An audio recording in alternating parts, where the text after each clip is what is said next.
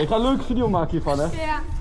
En wel blurren dit keer. En doe leuke gangstermuziek op. Gangstermuziek! De achtergrond. Wat vinden jullie gangstermuziek? Tate McRae? Of wat? Gewoon die trends in zijn Komt wel goed. Ik doe wel kaaskoes eroverheen.